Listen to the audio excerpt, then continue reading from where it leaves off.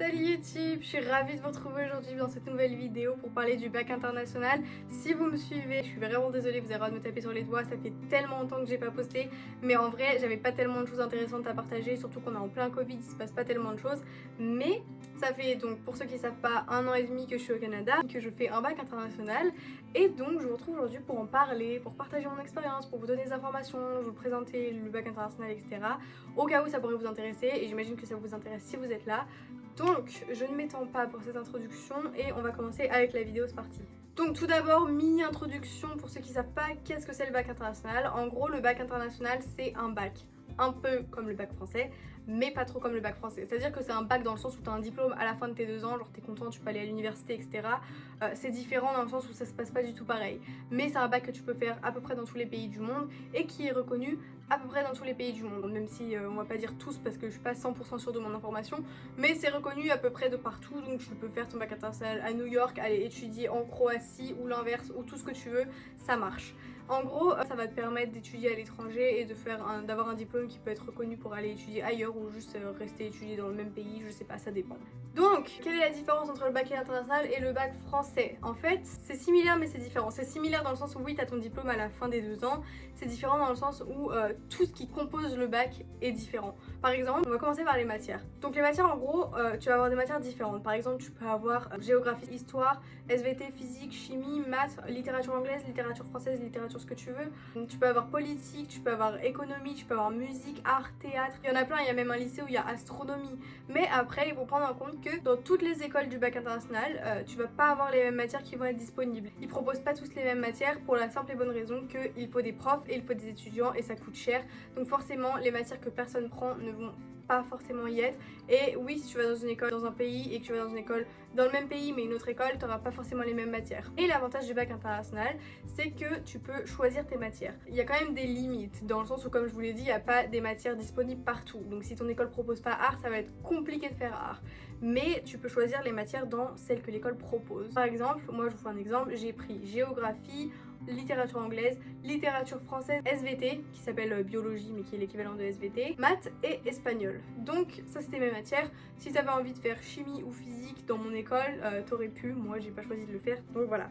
Mais oui, tu choisis tes matières et ensuite tes matières tu peux les mettre en niveau supérieur ou en niveau normal. Donc ça s'appelle SL ou HL.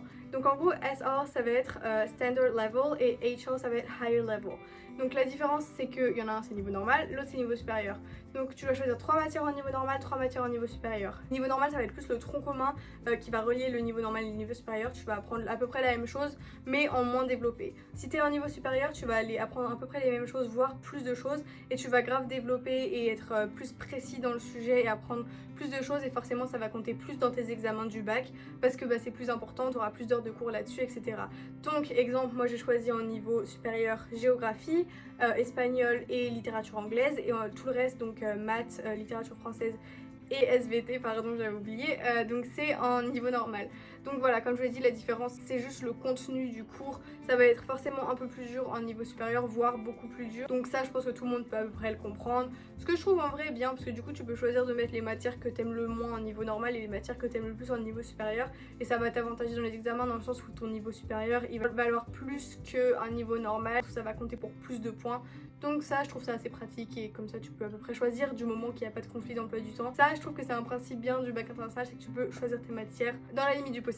Ensuite, en plus des 6 matières que tu as aussi une matière qui s'appelle TOK, qui veut dire Theory of Knowledge. En gros, ça se traduit par théorie de la connaissance. J'ai pas fait mon bac en France, donc je sais pas ce que c'est la philo, mais pour moi ça se rapproche le plus de la philo si on veut le comparer avec quelque chose en France. En gros, Theory of Knowledge, on va se demander comment est-ce qu'on sait les choses, d'où vient la connaissance, comment on peut l'acquérir, comment la partager, etc. et comment on s'en sert. Enfin plein de trucs sur la connaissance, c'est vraiment un peu compliqué à expliquer quand t'es pas dedans. Je pense que si vous faites le bac international, vous verrez quand vous serez dedans. Mais on essaie un peu de savoir beaucoup de choses sur la connaissance. En gros, comment est-ce qu'on sait? Comment est-ce qu'on sait toutes ces choses? D'où ça vient? Comment est-ce qu'on peut faire confiance? Comment est-ce qu'on peut être sûr que c'est fiable, etc. C'est une matière qui est requise, de toute façon tu es obligé de l'apprendre pour avoir son diplôme. Tout comme tu es obligé de faire tes CAS qui sont créativité, activité et service. Si vous savez pas déjà, tu dois faire environ 50 heures de créativité, d'activité et de service. 50 heures, je sais que c'était avant, maintenant ils ont enlevé les heures mais j'imagine que c'est à peu près pareil pour valider ton diplôme. Donc en gros, créativité, ça va être, je sais pas moi, faire de la peinture, du dessin, de la musique, tout ce qui peut être créatif. Activité, ça va être des sports. Et service, ça va être du volontariat, des actions que tu fais au sein de ta communauté, des choses que tu fais volontairement pour lesquelles t'es pas rémunéré. Et ensuite, comme ça, tu peux valider ton diplôme. Franchement, c'est pas dur, tout le monde peut le faire et je trouve ça bien parce que du coup, ça nous permet de faire quelque chose en dehors de l'école. C'est pas tellement un travail d'école que tu dis, ah, faut que je fasse mes devoirs, tu vois. C'est un truc qui te permet justement de lâcher un peu prise avec l'école et de faire des trucs en dehors. Et moi franchement, j'ai trouvé ça bien. Ça te permet d'être plus engagé au sein de ta communauté ou d'être plus engagé dans les choses qui t'intéressent, genre la peinture. Je sais pas si t'adores la peinture mais que t'en fais jamais, ça te permet justement d'en faire plus. Pareil pour le sport, etc. Je pense que c'est bien de faire ça. Donc du coup, de toute façon, on n'a pas le choix, c'est obligatoire. Et dernièrement, pour valider ton diplôme, tu as aussi besoin d'écrire un extended essay. Qu'est-ce que c'est l'extended essay? Ça correspond en français, je pense, à ce qui s'appellerait un mémoire. En gros, tu vas devoir écrire un essai, donc un mémoire, qui va devoir faire 4000 mots pour pouvoir valider ton diplôme. Donc ce mémoire, tu commences à l'écrire au milieu de ta première année à peu près. Et je sais, comme ça paraît horrible et tu te dis... j'ai pas envie d'aller là, j'ai pas envie de faire ça. Qui écrit un mémoire de 4000 mots? C'est impossible parce que en soi ça doit faire, je sais pas moi, 15 pages, c'est long. Mais je vous rassure, tout le monde le fait, tout le monde a réussi à le faire, il n'y a pas de problème, vous inquiétez pas, vous le ferez aussi et vous allez vous surprendre à faire des choses que vous pensiez ne jamais pouvoir faire. Donc cet extended essay, je vais en parler un peu. En gros, tu dois choisir la matière que tu veux, donc tu peux choisir toutes les matières que tu fais de préférence parce que ça va être un peu compliqué d'écrire un essai en musique si t'as jamais fait musique de ta vie. Mais tu peux choisir, je sais pas moi, géographie, SVT, chimie, moi j'ai choisi littérature anglaise par exemple. Tu choisis la matière que tu veux et le sujet que tu veux, donc en fait t'es super libre. Donc je sais que comme ça paraît... mais en fait je me dis que si t'écris sur un sujet qui te plaît et que t'aimes bien, ça paraît un peu moins dur et un peu plus intéressant. Et je trouve ça bien qu'on soit en totale liberté, même si au début c'est vrai que t'es un peu lâché comme ça, on te dit vas-y choisis un sujet et tu te dis oula qu'est-ce que je vais prendre. Mais tu peux faire des recherches sur tout ce que tu veux. Si tu prends SVT, tu peux faire autant du pain que des trucs de levure, que des trucs des organismes. Je sais pas, je suis nulle en SVT, mais vraiment parce que tu veux. En géo, il y a plein de trucs à faire aussi. Moi, en littérature anglaise, j'ai choisi un livre, j'ai trouvé une question sur mon livre et j'ai répondu à la question sur mon livre. La littérature anglaise, c'est ce qui a besoin du moins de recherche. Les autres essais, ça va être plus de la recherche, etc. Si tu fais en histoire et tout. Mais tout dépend de la matière que tu veux, tu fais ce que tu veux, c'est libre à toi. Donc cet essai, il va être requis. De toute façon, tu es obligé de le faire et tu vas le faire sur 2 ans, enfin 1 an et demi plutôt, donc t'inquiète pas, tu vas pouvoir le faire, ça va bien se passer. T'évanouis pas quand tu entends le mot essai, franchement tu vas devoir en écrire plein des essais et au final tu verras c'est pas si dur, même si on va pas se mentir, c'est pas une partie de plaisir non plus, on n'adore pas tous écrire notre extended essay. Mais il faut le faire et je pense que du coup tu seras bien content d'avoir fait un essai de 4000 mots quand tu arriveras à l'université parce que tous les gens ils vont s'évanouir quand on va leur dire faut écrire 2000 mots mais toi tu seras là en mode je sais faire parce que ça te paraît du coup beaucoup plus facile. Je pense que c'est bénéfique pour l'université, je pense que c'est bénéfique pour toi aussi d'apprendre à faire ça et faire des recherches sur un sujet, comme ça après tu pourras grave parler sur un sujet et paraître intelligent, tu vois. Donc en vrai je pense que c'est intéressant même si oui c'est un peu long à faire. Donc ça c'était pour les matières. Un truc en plus dans les matières c'est que tu vas devoir écrire des essais dans chaque matière, plus d'essais, toujours plus d'essais avec le bac international, il n'y en a jamais assez. En gros, je m'explique, dans chaque matière, mais chaque matière, que ce soit les maths, la SVT, la géo, l'anglais, tout ce que tu veux, oui même en maths, tu dois écrire un essai. Et tu te dis mais qu'est-ce que je vais écrire en maths? Tu verras, t'inquiète, ça va bien se passer. Mais oui, tu dois écrire un essai de 2500 mots à peu près, ou ça dépend à peu près, il y en a pour SVT par exemple, c'est une limite de pages, mais bref, ça dépend. Tu dois devoir écrire un essai sur un sujet, encore une fois, que tu choisis. Oui, c'est pas une partie de plaisir non plus, mais tu dois l'écrire de toute façon pour valider ton diplôme. Et la différence avec le bac français, du coup, c'est que le bac international n'est pas noté seulement sur tes examens en mai, en fin d'année. Il est aussi noté sur tous les essais que tu écris au cours de l'année. Et je sais que pour certaines matières, par exemple, moi, pour littérature anglaise et l'apprentissage de l'espagnol, qui est ma seconde langue, j'ai un oral à faire. Et ça compte aussi pour ta note du bac. Ce qui en soi n'est pas plus mal, parce que comme ça, si tu rates tes examens, tu as au moins 30% de ta note qui est assurée par l'essai que tu as fait chez toi. Donc tu peux avoir toutes les informations possibles. C'est vraiment un truc, tu peux y mettre tout ce que tu veux, vraiment mets tout ton cœur parce que ça va grave compter pour ta note. T'as tout ton temps pour le faire à la maison, donc du coup je trouve que c'est assez cool de pouvoir écrire un truc comme ça. T'es sûr que si tu foires ton examen au bac, t'as quand même un plan de secours en quelque sorte, même si ça compte un peu moins l'essai que la note globale là, de l'examen, mais bon, ça peut aider. Donc ça voilà, c'était pour les essais que tu dois écrire dans chaque matière, que personne ne soit surpris. Ça s'appelle IA, ça veut dire Internal Assessment, et tout le monde doit le faire dans toutes les matières, de toute façon c'est requis.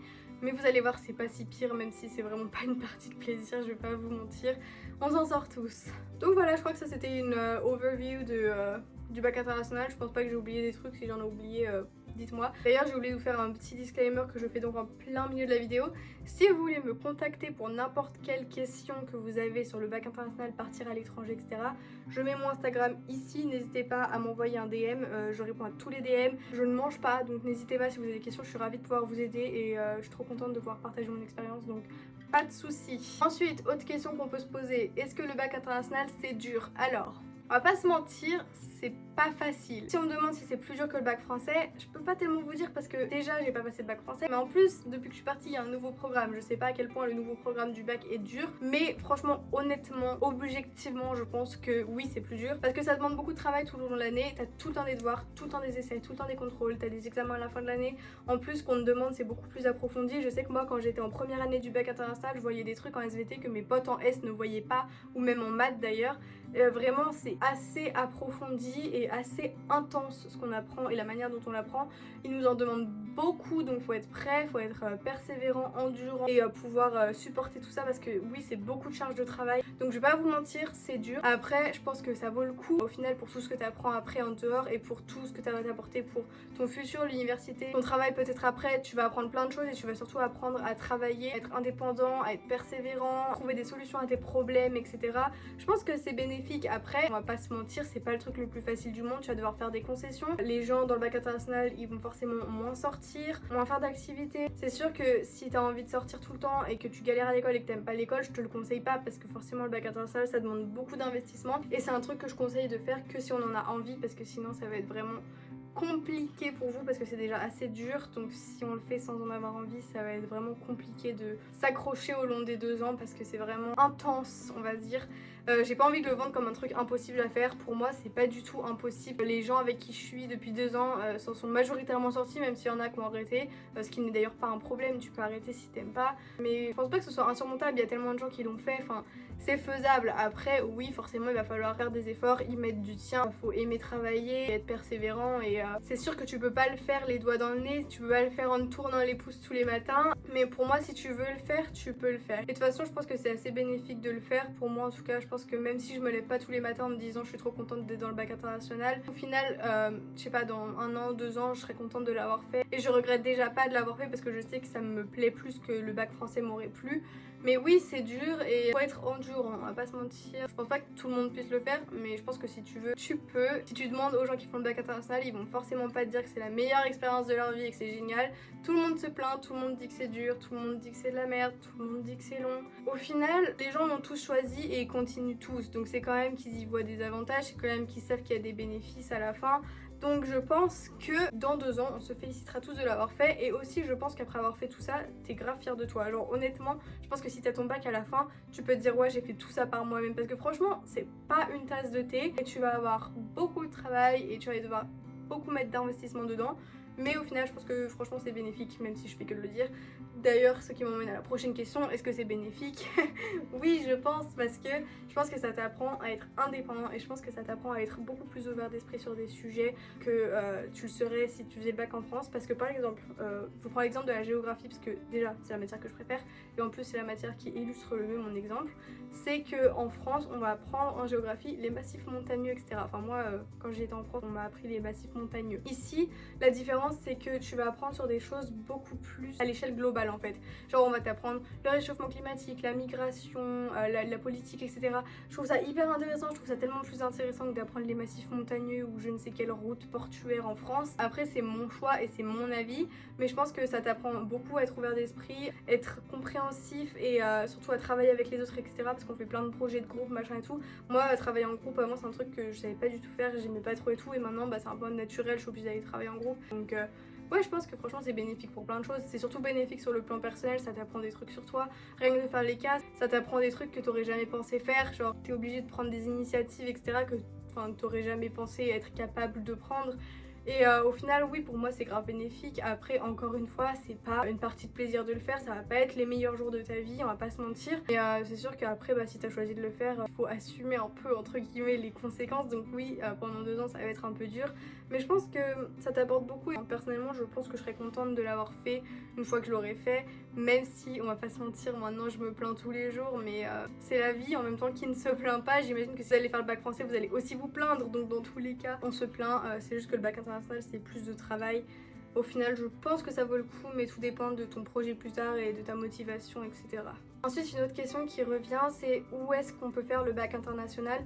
Donc ça, c'est simple et compliqué à la fois. Simple dans le sens où tu peux le faire après dans tous les pays, parce que c'est international.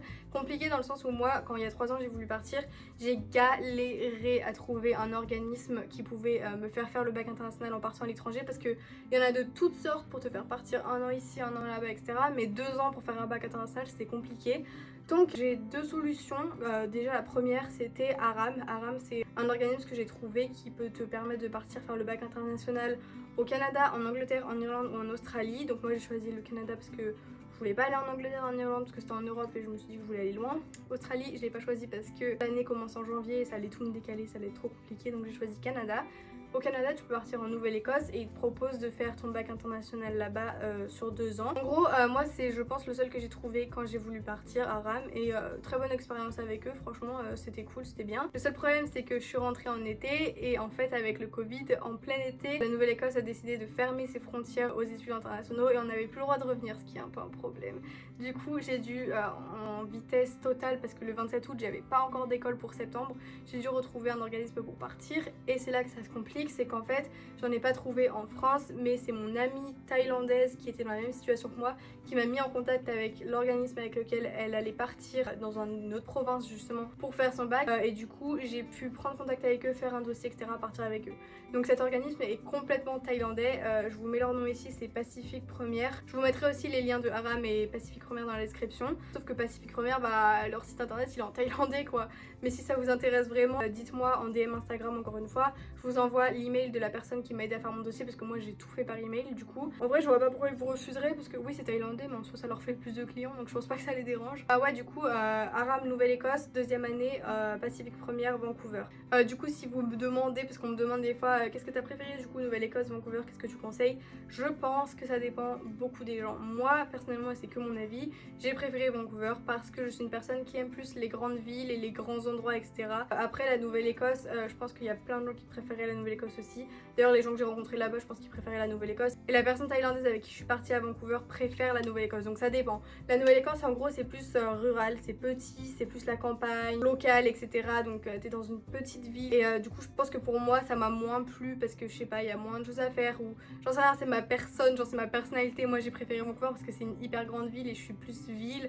Après je pense que si tu préfères la campagne, va direct en Nouvelle-Écosse, mais ça dépend. Moi mon avis c'est que j'ai préféré Vancouver parce qu'il y a plein de trucs à faire et si vous aimez les villes, je vous conseille grave cette ville parce que, je sais pas, c'est trop bien, c'est trop beau, il y a trop de trucs à faire, enfin, franchement j'ai bien aimé. Mais je pense que ça dépend vraiment de la personnalité que vous avez et je peux pas conseiller un truc général, je pense que ça dépend de vous, c'est vous, faut que vous voyez ce que vous préférez, les petits endroits ou les super grands endroits, ça je ne peux pas vous dire. Donc ensuite, pourquoi faire un bac international? Bonne question. En vrai, je pense que j'y ai à peu près répondu dans ma vidéo, mais je pense que tu fais un bac international pour toi et c'est personnel et tu peux pas faire un bac international pour tes parents parce qu'ils te forcent. Je pense que c'est quelque chose qu'il faut que tu veuilles si tu veux vraiment le faire, parce que si t'es pas déterminé et prêt à le faire, tu vas galérer tout simplement.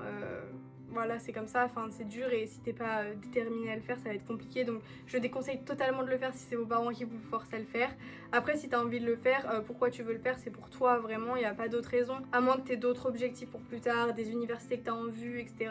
Mais en vrai moi personnellement je l'ai fait pour moi, je l'ai fait parce que je voulais travailler dans l'humanitaire plus tard et que ça m'intéressait d'avoir une vision plus globale du monde etc. et d'apprendre plus de choses. Je l'ai aussi fait parce que ça me permettait d'aller 2 ans à l'étranger, d'apprendre l'anglais, de découvrir une nouvelle culture et en même temps de passer un diplôme. Du coup ça faisait un peu du 3 en 1 et chacun a ses raisons pour le faire, tout le monde le fait pas pour la même chose. Je pense qu'il faut que vous le vouliez et pas que quelqu'un d'autre le veuille pour vous, et je pense que si vous voulez le faire vous pouvez le faire malgré le fait que ce soit dur, c'est pas insurmontable et si tu y mets du tien il n'y a pas de raison que tu n'y arrives pas. Et après, est-ce que le bac international est fait pour toi qui regarde cette vidéo? Ça c'est une question qu'il faut que tu te poses à toi-même. Est-ce que tu es prêt à partir assez loin, je sais pas, ça dépend où tu veux le faire, mais de ta famille pour 2 ans moralement? Est-ce que tu es prêt à mettre autant d'investissement et de travail dans un bac international pendant 2 ans, parce que c'est quand même long 2 ans? Est-ce que c'est vraiment ce que tu as envie de faire? Est-ce que tu penses que c'est pas mieux de faire juste une année à l'étranger et de revenir faire ton bac français après? Je sais pas, ça dépend vraiment de toi, mais je pense pour moi que ce qu'il faut que t'aies pour faire un bac international, c'est de la persévérance, de la détermination, de l'ouverture d'esprit, un but. Je pense aussi qu'il faut pas trop galérer à l'école parce que si t'es déjà en galère maintenant, ça va être un peu compliqué de le faire. Même si je pense que c'est faisable, il faut quand même avoir un minimum de facilité à l'école, même s'il faut pas avoir 18 de moyenne. Mais je veux dire, si là maintenant t'as 10 et que tu rames, ça risque d'être compliqué. Après, si tu veux vraiment le faire, personne t'en empêche, tu pourras toujours arrêter si ça te plaît pas. Mais c'est vrai que c'est pas très pratique de commencer un truc et de l'arrêter. Mais ouais, je conseille quand même pas de galérer à l'école de ouf. Et aussi, on me demande souvent est-ce qu'il faut parler anglais pour faire le bac international. La réponse est oui, c'est pas une surprise. Si tu fais le bac international, c'est déjà assez dur comme ça. Faut pas se rajouter en plus des difficultés avec la langue. Donc je dis pas du tout qu'il faut être bilingue. Moi je suis arrivée, j'étais pas bilingue, même si j'avais un assez bon niveau en anglais. Je pense juste qu'il faut avoir un minimum de capacité, genre être capable de parler, de tenir une conversation, mais surtout de comprendre, c'est le plus important parce que si t'as des cours et que tu comprends rien, c'est déjà assez dur comme ça, on n'a pas besoin de se rajouter un poids. Je pense que si tu parles pas très bien anglais mais que t'es quand même hyper déterminé à faire le bac international, prends des cours d'anglais, investis-toi genre en regardant des séries, etc. Je sais pas, en parlant anglais avec toi devant le miroir, ou alors fais faire un stage à l'étranger pendant 2 semaines en été, ou juste un camp d'été ou des cours d'été, je sais pas. Mais essaye de t'améliorer en anglais avant de partir parce que c'est vrai que c'est quand même assez pratique pour faire le bac international. Sinon tu vas rien comprendre et ça va être chiant. Donc voilà, si tu parles pas un mot d'anglais, ça risque d'être compliqué, mais faut pas non plus être niveau C1, je ne sais quoi. Mais c'est vrai que c'est quand même pratique, donc voilà. Bon bah écoutez, je crois que j'ai fait le tour à peu près de tout ce que j'avais à dire sur le bac international. Si vous avez plus de questions, encore une fois, n'hésitez pas à me contacter sur Instagram. Je suis désolée si cette vidéo a été assez longue, mais il y avait vraiment beaucoup de choses à dire, donc voilà. Bah écoutez, j'espère vous retrouver bientôt pour une nouvelle vidéo, si j'ai la motivation d'en retourner une autre, parce que ça fait déjà 3 fois que je tourne celle-là, j'en peux plus, la tête comme ça de m'entendre parler. Mais ouais, j'espère pouvoir revenir sur YouTube bientôt, et je vous fais des bisous, à bientôt.